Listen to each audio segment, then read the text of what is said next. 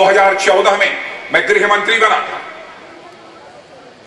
5-6 महीने के बाद, लगभग नवंबर दिसंबर का महीना रहा होगा, मैं बिस्तर पर लेटे हुए टेलीविजन देख रहा था। तब तक खबर आई पाकिस्तान ने गोली चलाकर हमारे 5 बॉर्डर सिक्योरिटी फोर्स के जवानों को मार डाला। मैंने तुरंत टेलीफोन मिलाकर रात को ही बॉर्डर सिक्योरिटी फोर्स के महानिदेशक से पूछा कि मैं ये खबर क्या देख रहा हूं। उन्होंने कहा साहब ये बहुत ही दुर्भाग्यपूर्ण खबर है, ये घटना सही है। मैंने कहा हमारी फोर्स ने क्या किया? उन्होंने कहा साहब हम लोगों ने पाकिस्तान को 16 बार सफेद झंडे दिखाए, व्हाइट फ्लैग हम लोगों ने दिखाया। मैंने कहा व्हाइट फ्लैग क्या होता है? उन्होंने कहा साहब ये पहले से परंपरा चली आ रही है, जब पाकिस्तान गोली चलाता है तो हम उसे सफेद झंडा दिखाते हैं। इसका मतलब यह होता है ऐ पाकिस्तान तो हमारे पड़ोसी हो, हम तुमसे लड़ना नहीं चाहते, तुमसे मिल बैठकर बात करना चाहते हैं, मामले को सुलझाना चाहते हैं, यानी तुम्हारे साथ हम फ्लैग मीटिंग करना चाहते हैं। मैंने कहा 16 बार सफेद झंडा दिखाए जाने के बाद पाकिस्तान ने क्या जवाब दिया? उन्होंने कहा साहब अभी तक कोई जवाब नहीं। तो मैंने भाइयों मेरा भी खून गर्म हो गया और मैंने कहा सुन लो मेरा स्टैंडिंग ऑर्डर है, एक तो 17वीं बार पाकिस्तान को सफेद झंडा नहीं दिखाया जाएगा और दूसरा आगे तक के लिए आदेश है पहली गोली तो भारत की तरफ से नहीं चलनी चाहिए, लेकिन उधर से एक भी गोली चल जाती है तो भारत की गोलियों को गिना नहीं जाना चाहिए।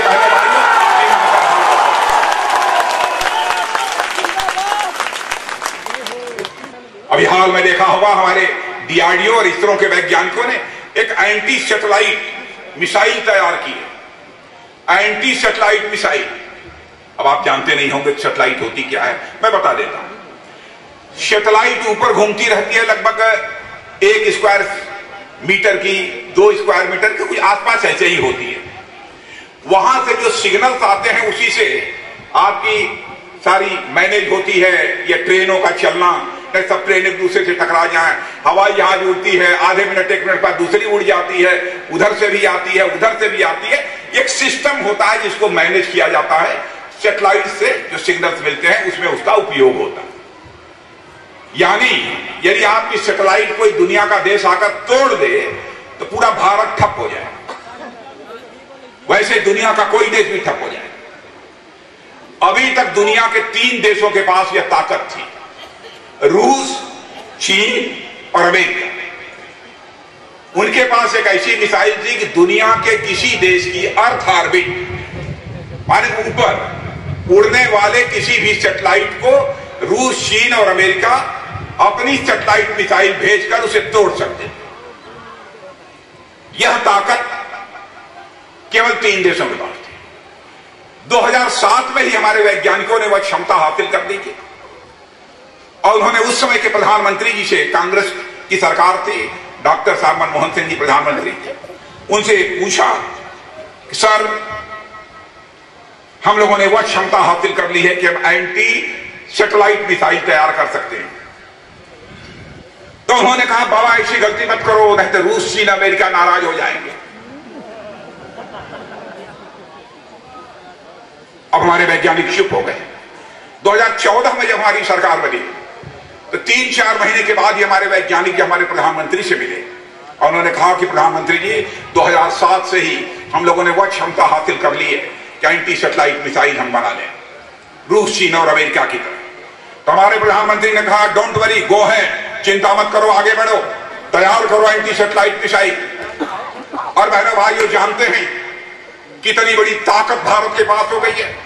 अब रूस, चीन और अमेरिका भी अपनी एंटी सैटेलाइट मिसाइल भेजकर भारत के ऊपर चलने वाली यदि सैटेलाइट को तोड़ने की कोशिश करेंगे तो जो ही वहां से उनकी सैटेलाइट मिसाइल चलेगी उसके 3 मिनट के अंदर ही हमारी एंटी सैटेलाइट मिसाइल उनकी एंटी सैटेलाइट मिसाइल को मार गिराएगी, उसे खंड खंड कर देगी। यह ताकत भारत को मिलेगी। हमारे आदरणीय अटल बिहारी वाजपेयी जी कहा करते थे, याद रखना जिंदगी में दोस्त बदल जाते हैं लेकिन पड़ोसी नहीं बदलता। अटल जी की यह बात याद थी, इसलिए इसको भी हमने ध्यान में रखा। आतंकवादियों ने हमारे सीआरपीएफ के जवानों को मारा था बहनों भाइयों, बदला हमने उनसे लिया। पाकिस्तान के किसी निर्दोष नागरिक पर हमला नहीं किया और न पाकिस्तान की संप्रभुता, एकता, अखंडता पर हमने कोई खतरा पैदा किया। 1971 में जब श्रीमती इंदिरा गांधी ने पाकिस्तान को धूल चटाई थी, पाकिस्तान के 2 टुकड़े हो गए थे, पाकिस्तान और बांग्लादेश बन गया था। हमारे नेता आदरणीय अटल बिहारी वाजपेयी ने संसद में खड़े होकर श्रीमती इंदिरा गांधी की भूरी भूरी प्रशंसा की थी और सारे हिंदुस्तान में इंदिरा गांधी का जय जयकार हुआ था।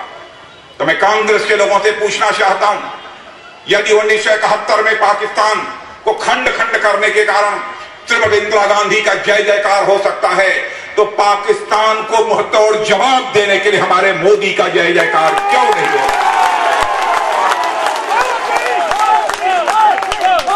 कि कांग्रेस की सरकार यदि बनेगी तो यहां पर राष्ट्रद्रोह का कानून समाप्त कर दिया जाएगा। मैं बिहार के बहनों भाइयों से पूछना चाहता हूं, क्या राष्ट्रद्रोह का कानून समाप्त होना चाहिए? मैं सभी की आवाज में चाहता हूं कि राष्ट्रद्रोह का कानून समाप्त होना चाहिए। आपकी क्या राय है? दुनिया की नजरों में अब कमजोर भारत नहीं रहा है, भारत अब दुनिया का ताकतवर देश बन गया है, बलवान देश बन गया है।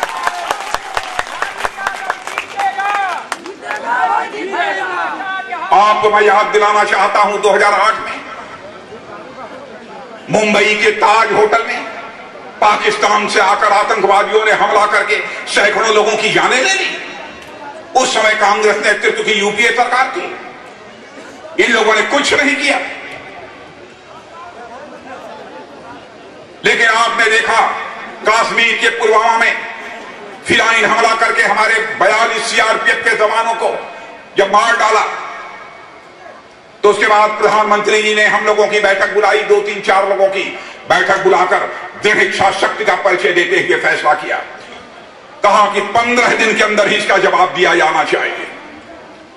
और उसके बाद हमारे वायुसेना के जवानों ने 13 दिन भी समाप्त नहीं हुए थे कि भारत की धरती से नहीं बल्कि पाकिस्तान की धरती पर जाकर बहनों भाइयों आतंकवादी ठिकाने का सफाया करने में कामयाबी हासिल